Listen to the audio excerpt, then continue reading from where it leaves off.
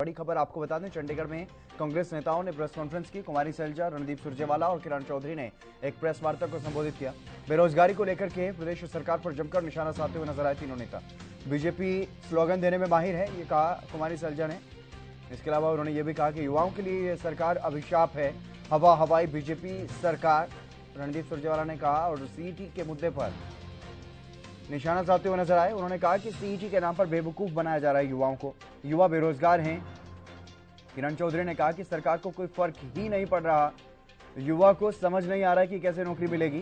प्रदेश में 2 लाख पद खाली पड़े हैं। किरण चौधरी ने यह भी दावा किया कि साल 2019 से अब तक कोई भी बड़ी भर्ती नहीं हो पाई है।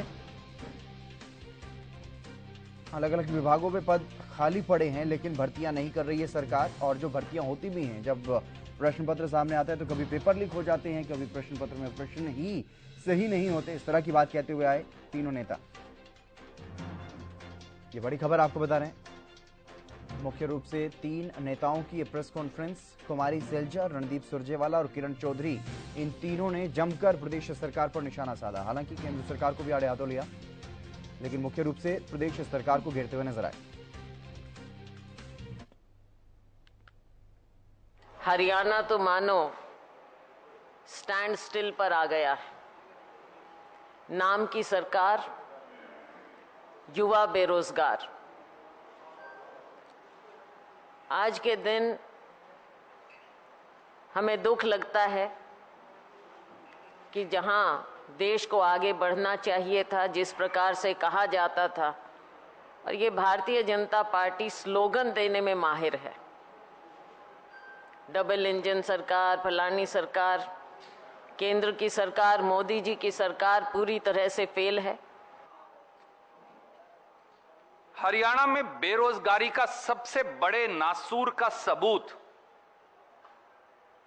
और उसकी दर्दनाक कहानी कहने वाले वो 11,22,000 नौजवान हैं जिन्होंने कॉमन एक्सप्लॉयटेशन टेस्ट के लिए अप्लाई किया।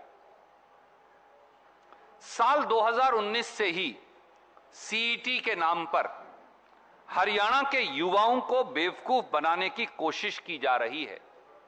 अगर मैं ये कहूं कि खट्टर और दुष्यंत जी की सरकार मिलकर हरियाणा के युवाओं के भविष्य की भ्रूण हत्या कर रही है, तो शायद ये सच होगा।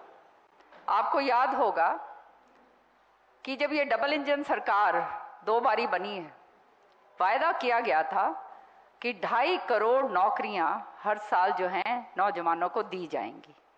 अब 2.5 करोड़ की तो बात छोड़िए, यहां तो 2 लाख नौकरियां जो लंबित पड़ी हैं 2019 से, उन नौकरियों को आज तक नहीं भरा गया है। पक्की नौकरी जो लंबित है वो तो दी नहीं है। कौशल रोजगार योजना जो है वो शुरू करी है, जो खुद जो है स्वयं विधानसभा के अंदर जब ये प्रश्न मैंने उठाया उसमें कहा गया कि ये तो कच्ची नौकरी है।